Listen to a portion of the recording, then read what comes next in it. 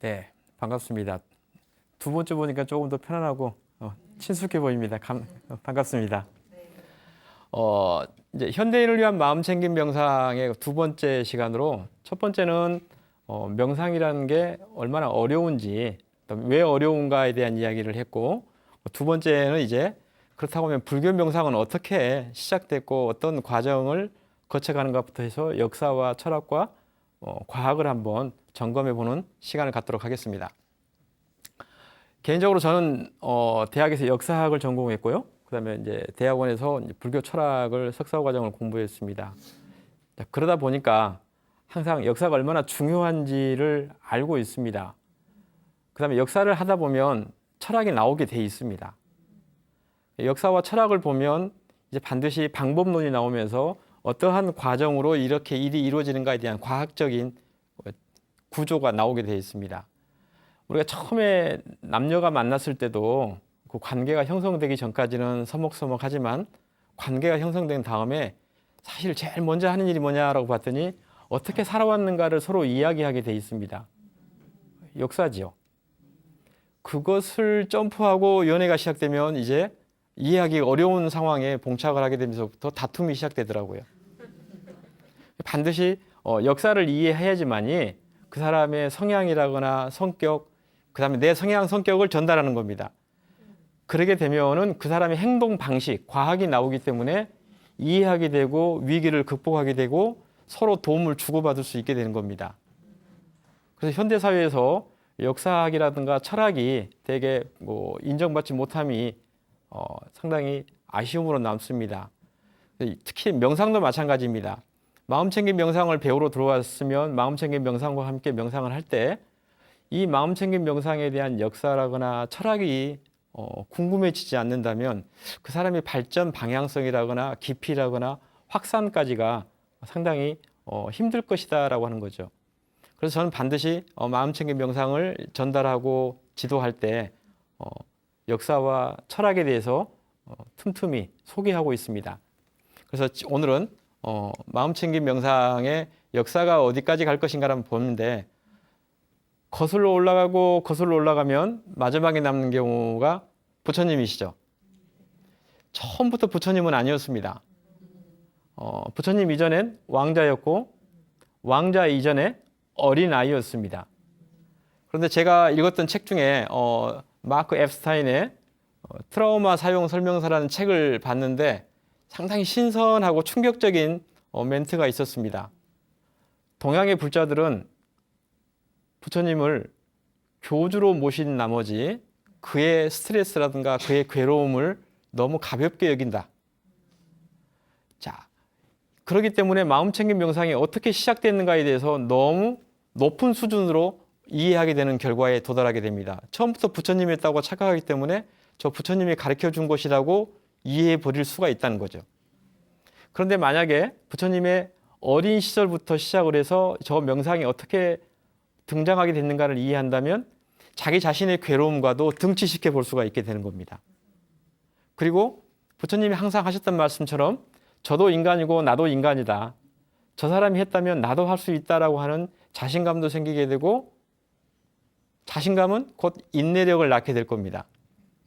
그래서 부처님은 어떻게 명상을 하게 됐는가를 되돌아봤더니 앱스타인은 세 가지의 큰 고뇌를 집어냈습니다. 엄마 잃은 아기라는 거죠. 태어나서 일주일 만에 마야분이 돌아가셨습니다. 실질적으로 생각해 보시자면요. 아기에게 있어서 엄마는 하늘입니다. 뱃속에서 어머니의 심장 소리 듣고 어머니의 호흡을 피로 받아서 숨쉬고 어머니 피 속에 있는 영양분으로 자기 자신이 성장하면서 같이 자랐는데 태어나서 일주일도 못 됐는데 어머니가 돌아가셨어요. 그러면 이 어린 아기는 어떤 의식이 형성돼 가겠습니까? 편안하지 못함, 불편함. 아무리 이모라고 하지만 이모의 심장 소리와 어머니의 심장 소리는 다르단 말이죠. 그래서 시다르타 왕자는 첫 번째 제일 큰 스트레스, 제일 큰 트라우마는 어머니의 부재입니다. 두 번째는 뭐냐면은 조국의 정치적 위험입니다. 실질적으로 역사적으로 부처님이 되신 이후에 얼마 안 있다가 부처님의 나라가 멸망했습니다. 옆에 있는 큰 나라로부터 점령당하죠. 그 이전에는 어땠냐라고 했을 때 수시로 정치적인 위협을 받았습니다. 그때 당신의 신분은 왕자였습니다. 얼마나 부담스러웠겠습니까?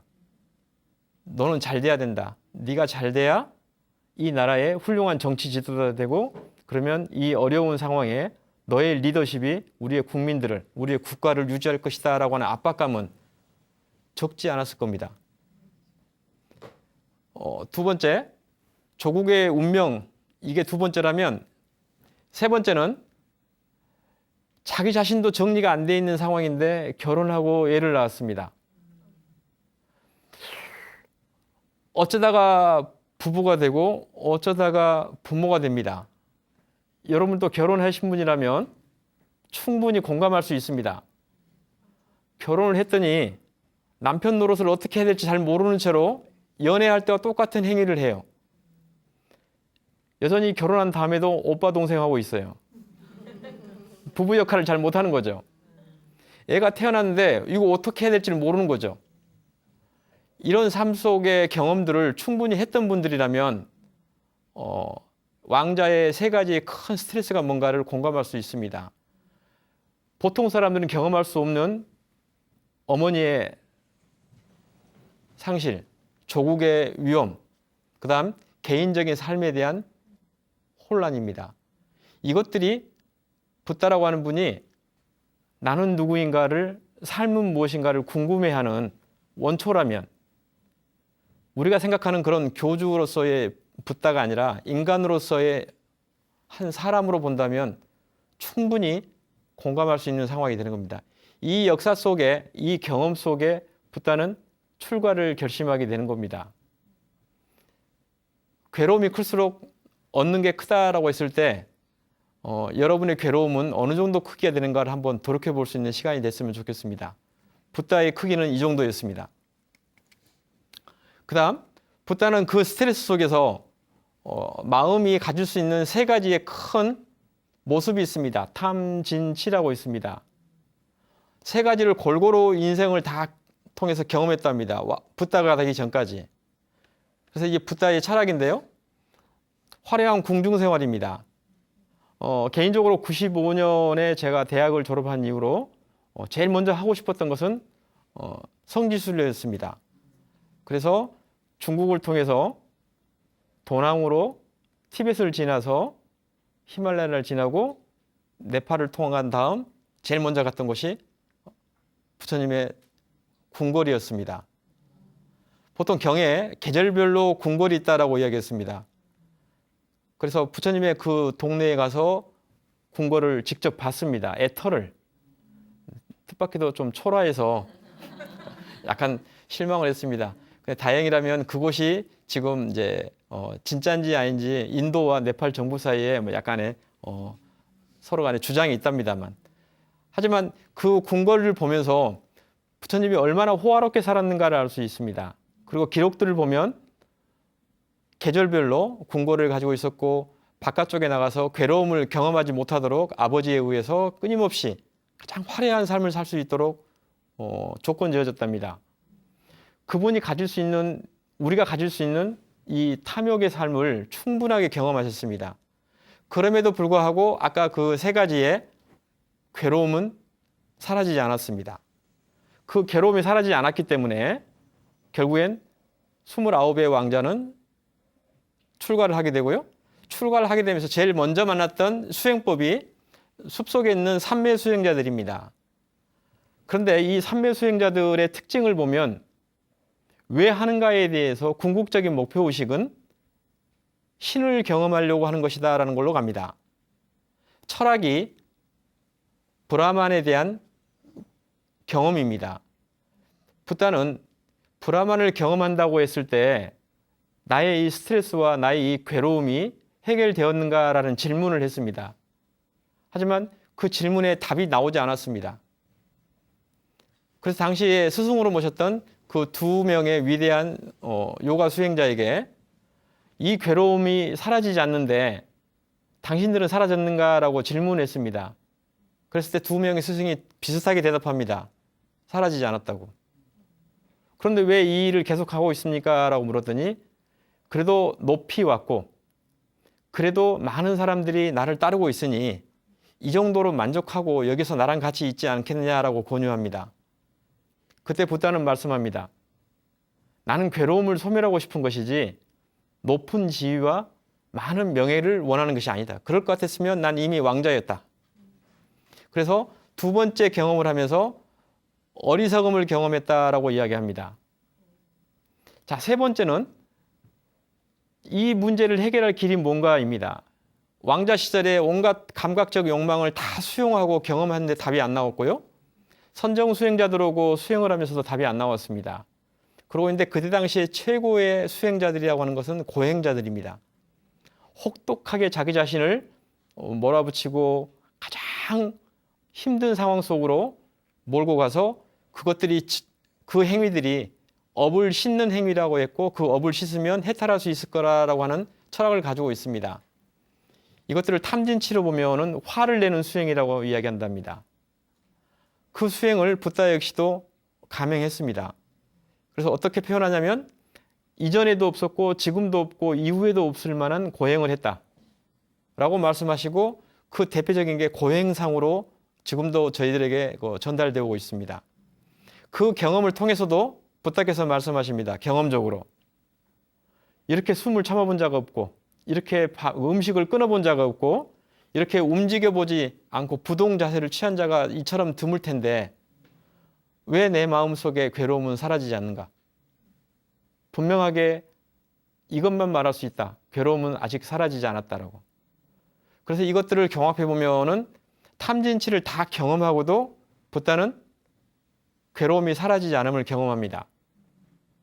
그러면서 낙담하게 되고 그 낙담의 결과가 더 이상 길은 없단 말인가 하면서 잠깐 한숨을 돌릴 때가 있었습니다. 그때 불현듯 떠오르는 생각이 있었습니다.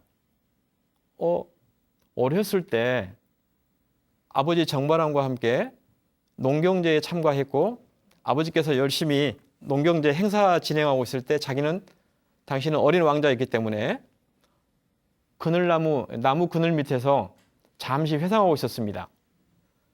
잠시 편안하게 앉거나 누웠을 수도 있죠. 그때 그 고요함과 평화로움에 대한 기억이 문득 나더랍니다. 그때는 괴로움이 없었는데 이게 뭘까? 이 고백을 마지막 36경 사짜까 긴 경에서 자주 회상하십니다.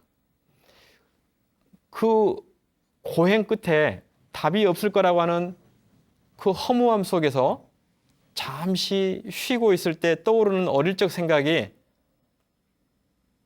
많은 것들을 진행하게 했답니다. 이게 다른 방법이 있을 수 있겠구나. 근데 그 다른 방법이 뭘까는 지나온 경험들의 방법은 아니라는 거죠. 그러니까 왕자 시절에 감각적 욕망을 채워줘서 이 괴로움이 사라지지 않는다는 거죠. 그 다음에 무조건 한다고 해서 사라진 것은 아니라는 거죠. 그 다음 자기 자신을 그렇게 혹독하게 밀어붙인다고 해서 사라진 게 아니라는 거죠. 어떻게 하는 것이 사라지는 것인가를 봤더니 어린 시절의 경험이고 어린 시절의 경험들의 조건을 봤더니 평화롭고 따뜻하고 부드러웠다라고 하는 것에 조건을 읽어내신 겁니다. 그래서 방향을 바꾸시죠. 일단 몸에 힘을 좀 내야 되겠다. 그것이 유명한 수자타의 첫 번째 공양에 우유죽을 드시게 되는 상황입니다. 그래서 부처님께서는 그때 그 경험들을 아무리 되돌아봐도 감각적 욕망에 기인하는 것도 아니고 어리석음 때문에 나오는 것도 아니고 자기 자신을 학대해서 나오는 것도 아니라는 사실에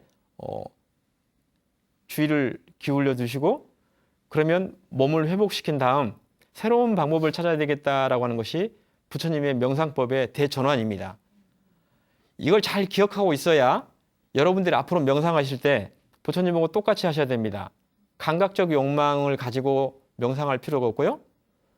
앞뒤 없이 무조건 한다고 되는 문제가 아닙니다.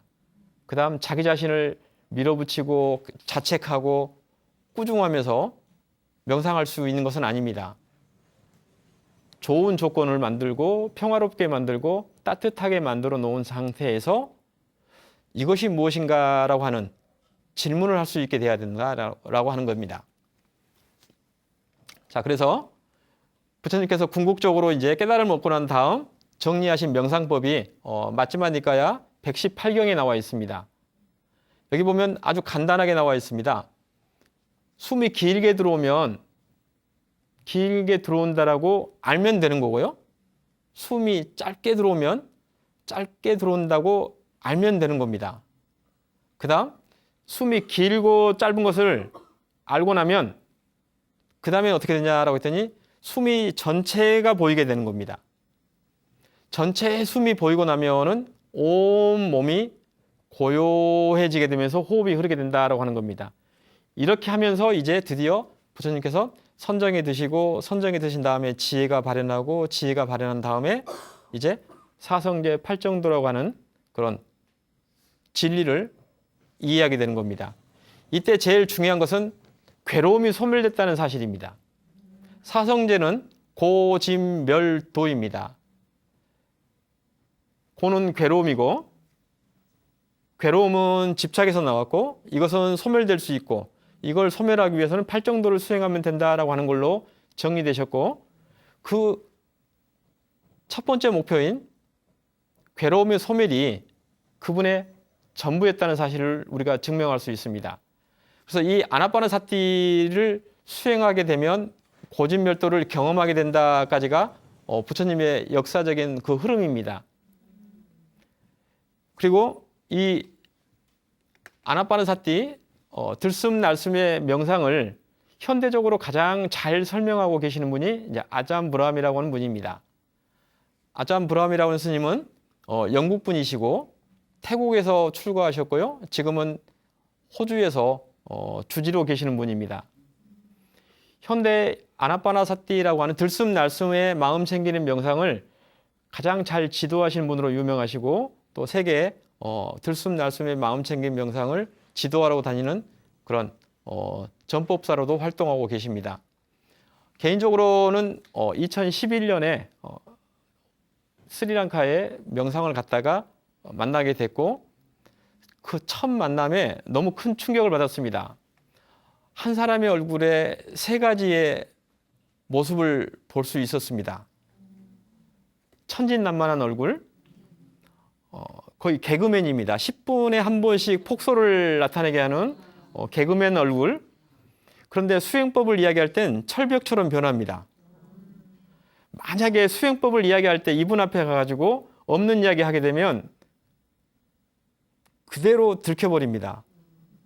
제가 이분의 법문을 듣고 있는데 천진난만하게 웃으시다가 대중들을 배꼽 잡게 웃겨놓은 상태에서 법을 이야기하는데 순간 고요해지는 것들을 경험했습니다.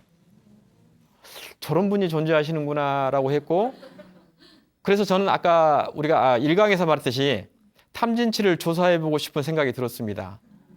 그래서 12년도에 호주에 가게 되고 한 달 가까이에 걸쳐서 같은 절에 거주하면서 아잠 브라함 스님의 언행을 조사했습니다. 아침 공양 드실 때, 오전에 울력할 때, 점심 공양 드실 때, 오후에 쉬실 때, 간혹 산책 나가서 포행하실 때의 모습들을 솔직히 면밀히 관찰했습니다. 그랬더니 언행일치 하시는 모습을 분명히 볼 수 있었고 거기에서부터 저는 믿음이 생겨났습니다. 아잠 브라함 스님은 우리나라에도 뭐 책이 많이 소개되어 있습니다. 술 취한 코끼리 길들이기도 번역되어 있고요.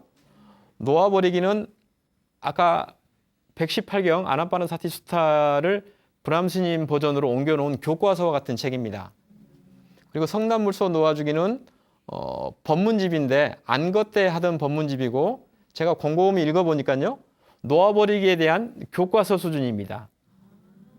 만약에 아잠 브라함 스님이 법문이 궁금하시다면 놓아버리기라고 하는 교과서를 들고 성남물소 놓아버리기라고 하는 참고서를 드시고 두 권을 번갈아 가면서 읽으신다면 아주 쉽게 이해할 수 있습니다. 그런데도 불구하고 사실은 놓아버리기의 책은 그렇게 간단하지는 않습니다.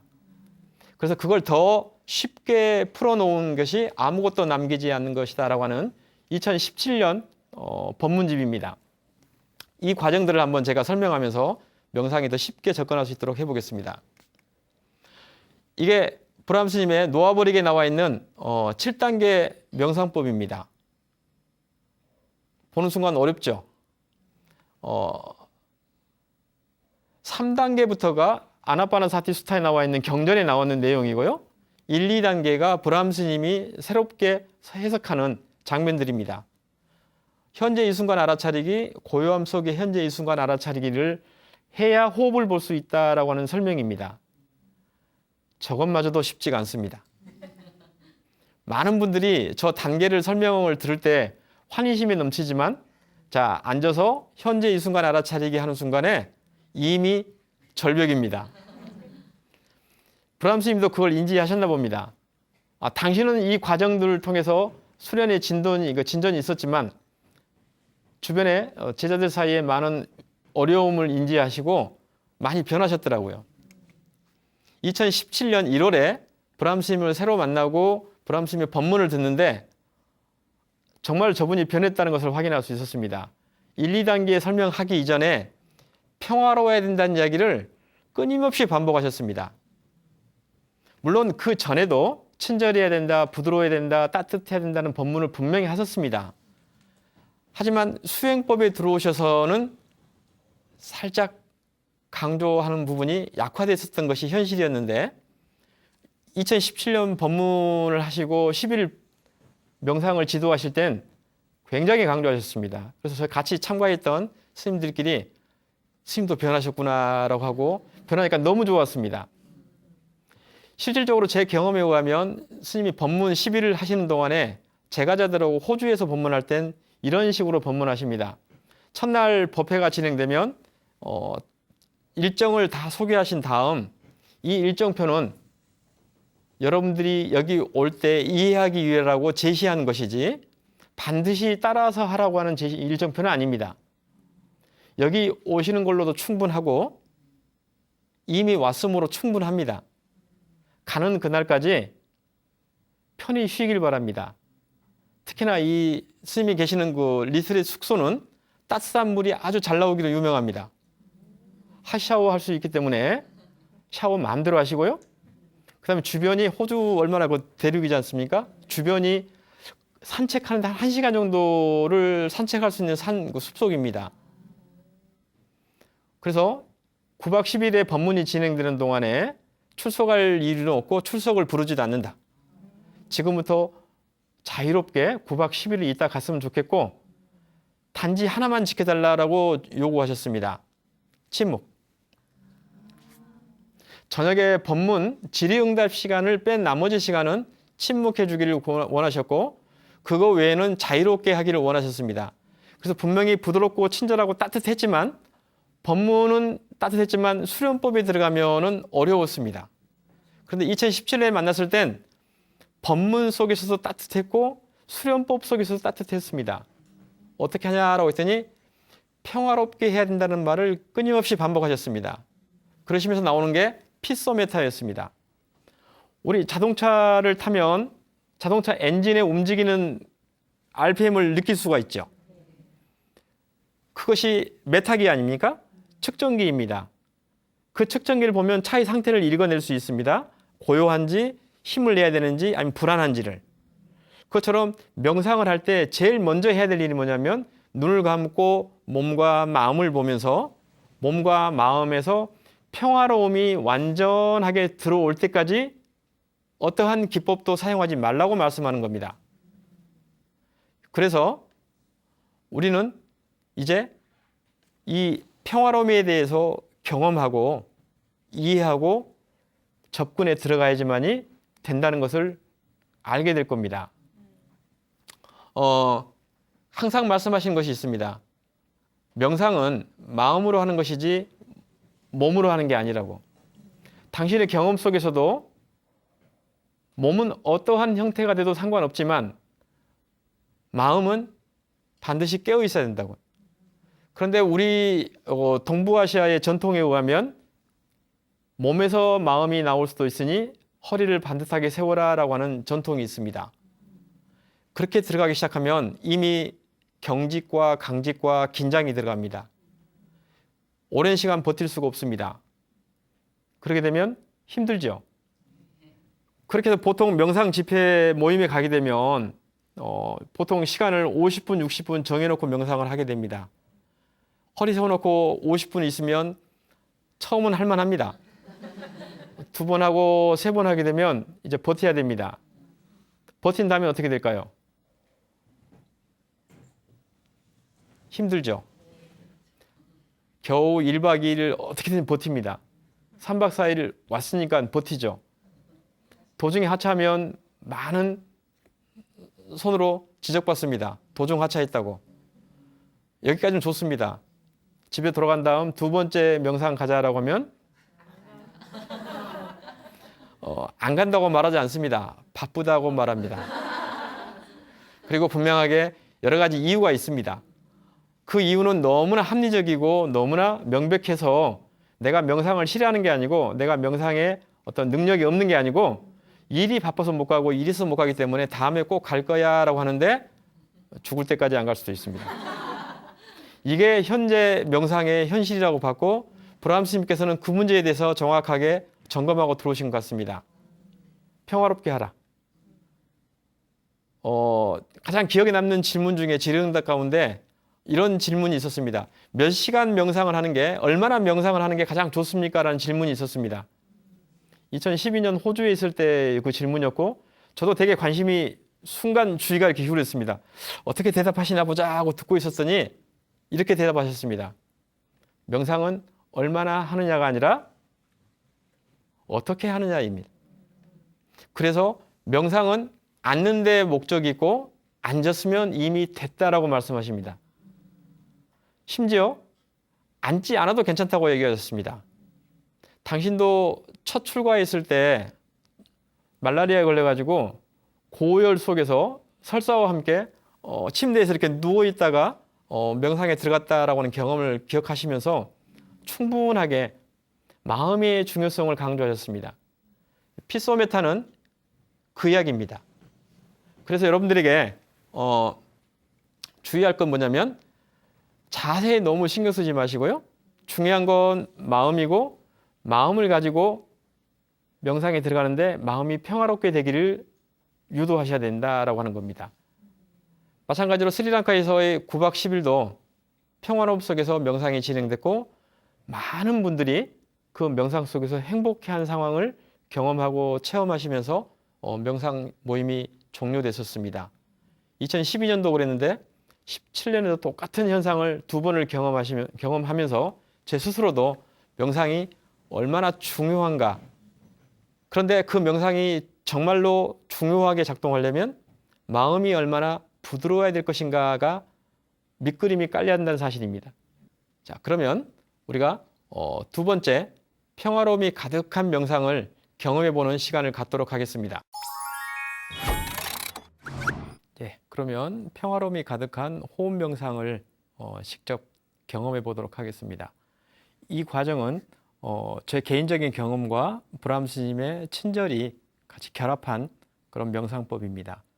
저는 이제 한동안 요가 동작을 좀 많이 했습니다. 왜냐하면 요가 동작을 하면 관절도 훨씬 더 부드러워지고요. 호흡에 대한 감각도 상당히 좋아집니다.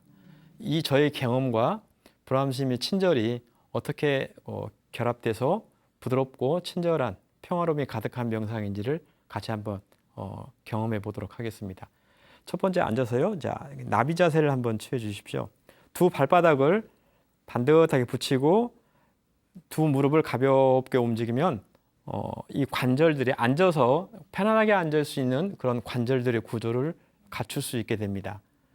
집에서 하실 땐 편안하게 1분, 2분 정도를 가볍게 움직여 주시고요.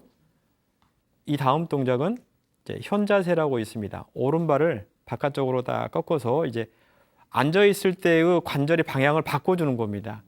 그 상태에서 오른쪽 엉덩이가 땅에 닿도록 가볍게 움직이면 이제 좌선할 때의 관절에 많은 도움을 줄 겁니다. 이 마찬가지로 한 1분 정도 해주시고요. 그 다음에 호흡을 같이 곁들여 주는 게 좋습니다. 그래서 두 손을 목 뒤로 깍지 끼시고요. 편안하게 호흡을 들어 마시고 내쉬면서 오른쪽으로 내려가 줍니다. 이때 중요한 건 많이 내려간 것이 문제가 아니고요. 할 만큼 내려가고 할 만큼 내려간 상태에서 부드럽게 있어야 됩니다. 이건 역시 친절하게 하셔야 됩니다. 자, 마시고 올라오시고요. 마찬가지로 반대쪽으로 반드시 해주셔야 됩니다. 균형을 잡아줘야 되기 때문입니다. 기억하실 건 이 동작을 하실 때도 부드럽고 친절해야 된다는 것을 전제로 하시고 자기 자신이 무리하게 하는지 아니면 알아차린 상태를 유지하고 여기까지구나 하면서 멈춰주는 것인지를 분명히 관찰하셔야 됩니다. 자, 다시 한번 깍지 끼워 보시고요. 편안하게 호흡하고 내쉬면서 내려갑니다. 자, 자세를 잡다 보면 이제 특별한 곳으로 호흡이 많이 되는 것을 경험할 수가 있습니다. 이런 자세라면 오른쪽 측면이 호흡하는 데 많은 도움을 받습니다. 조금 전에 왼쪽 했죠? 오른쪽을 했습니다. 그러고 나면은 이따가 호흡 명상할 때 상당히 많이 도움을 줄 겁니다. 자, 올라오시고요.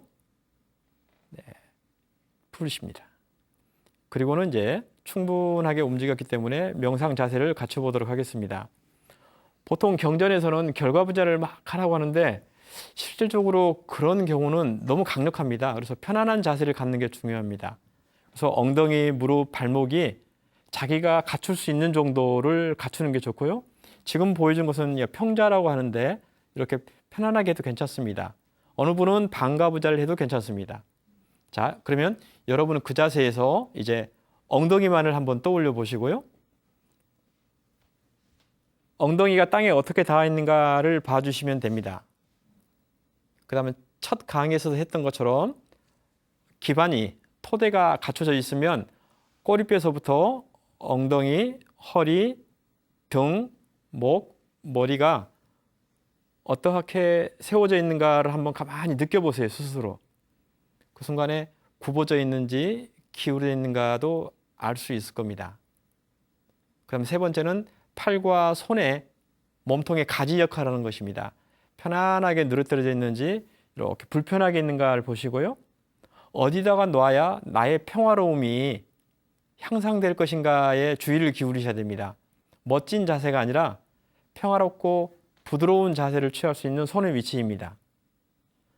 그리고 명상을 하다 보면 몸의 느낌이 변하기 때문에 손을 바꾸고 싶을 겁니다. 그럴 땐 주저하지 말고 바꿔주시는데 대신에 알아차리십시오. 바꾸고 싶어 하는구나 하는 마음이 일어났다는 사실을. 그 다음 마지막이 머리는 어디가 있는가 보시면 됩니다. 자, 이렇게 간단한 요가 동작을 해서 관절의 부드러움을 갖춰주고 호흡의 길도 열어준 다음 자기가 가장 적당하다라고 여기는 몸의 자세를 만드는 것이 중요합니다.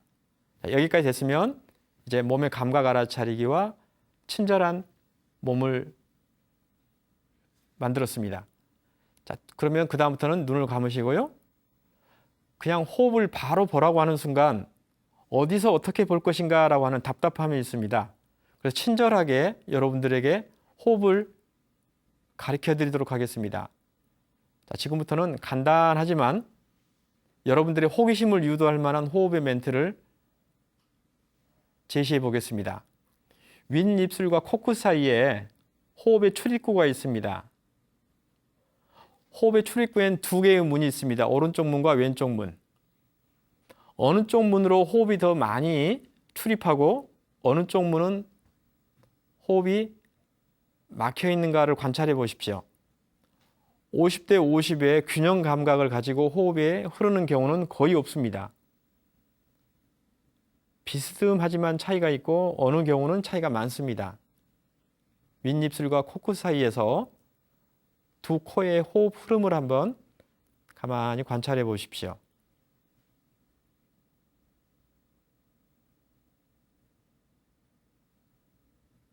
관찰이 잘 되고 고요해지면 멍상과 망상이 찾아온다고 말했습니다. 그럴 땐 기억하십시오.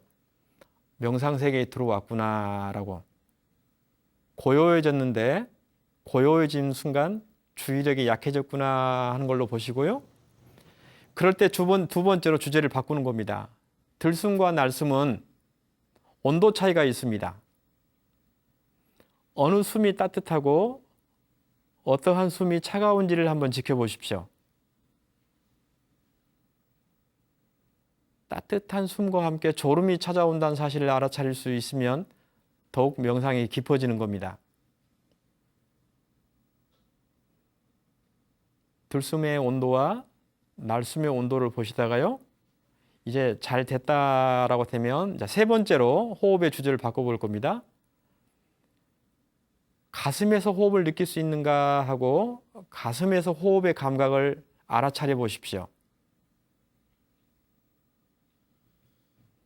그러면서 오른쪽 가슴에서 호흡이 많이 들어오는지 왼쪽 가슴에서 호흡이 많이 들어오는가 보시고요. 그러면 주의력이 호기심을 곁들인 주의력이 됩니다. 자, 그러다가 복부로 내려가서 배꼽을 중심으로 위, 아래, 오른쪽, 왼쪽으로 호흡의 감각이 달라질 수 있습니다. 분명히 호흡은 일정하게 흐르지 않습니다. 이렇게 호흡을 지켜보는 도중에 만약에 몸이 너무 무겁고 힘들어서 누워서 하고 싶다라는 마음이 생기면 받아들이셔야 됩니다. 왜냐하면 몸의 문제가 아니라 마음이 더 중요하기 때문입니다. 편안하게 자리에 누워 보시겠습니다. 누울 때 주저하지 마십시오. 중요한 건 마음의 알아차림이지 몸의 형식이 아닙니다. 대신 누울 땐 정말로 편안하게 누우셔야 됩니다. 누워도 되나? 누우면 어떡하지? 남들이 보면 어떡할까라고 타자를 의식하지 마십시오. 중요한 건 여러분은 지금 호흡에 마음 챙김하는 명상을 수련하고 있습니다. 내면의 세계로 돌아오시고요. 자기 자신의 호흡이 어디에서 알아차려지는지 어떻게 들어오고 나가는가를 보시다가 분명히 놓치게 될 겁니다. 놓치면 멍상과 망상으로 간다라고 얘기했고 언제 놓치는가를 지켜보면 잘 될 때 놓치는 겁니다. 자기 자신을 자책하지 마시고요. 아이고 또 이렇게 놓쳤어 라고 하는 건 명상의 과정을 아직 이해 못한 결과입니다. 부드럽게 하시고요. 분명하게 이해하면서 친절하게 하십시오. 충분히 누웠다 싶고 이제 다시 앉고 싶을 땐 마찬가지입니다. 다시 자세를 바꿔서 자리에 앉아도 괜찮습니다. 중요한 건 마음이라는 이야기에 항상 기억해 주셔야 됩니다.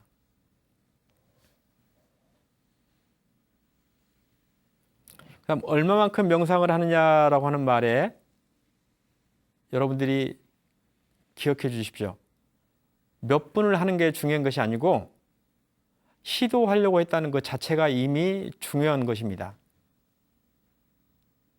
그리고 그만두고 싶어 할 때 그 마음을 수용해 주시면 마음이 마음을 수용할 때 마음이 감춰진 자기의 모습을 개방합니다. 이게 마음 챙김 명상의 중요한 순간들입니다. 가능한 대로 정기적으로 명상을 하는 건 좋지만 몇 분을 하겠다라고 하는 마음은 잠시 내려놓으시고요. 틈나는 대로 이렇게 친절하고 부드러운 명상을 반복해서 연습했으면 좋겠습니다. 이것으로 친절한 평화로운 호흡 명상 실습을 마무리하도록 하겠습니다. 감사합니다.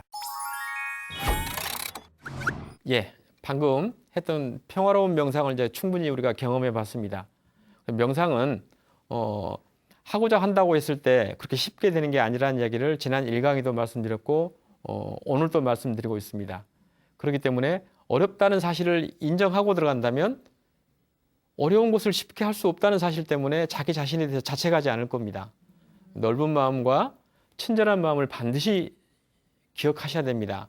그래서 넓고 느긋한 마음을 가지고 부드럽게 가고 친절할 때 명상은 계속할 수가 있습니다. 그래서 우리의 선가에 이런 말이 있습니다. 호시우보라고.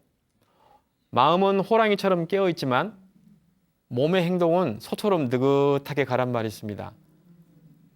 그래서 제일 중요한 건 의식은 살아있고 외적인 행동은 부드럽게 해야 됩니다. 왜냐하면 시간은 그렇게 후다닥 누적되지 않습니다. 물리적인 시간을 충분하게 인정해 주는 게 가장 완성도 높은 방법이라는 사실을 기억하시고요. 다음 만날 때까지 느긋한 마음으로 깨어있는 의식으로 명상을 반복 연습해 주시길 기대하겠습니다. 감사합니다.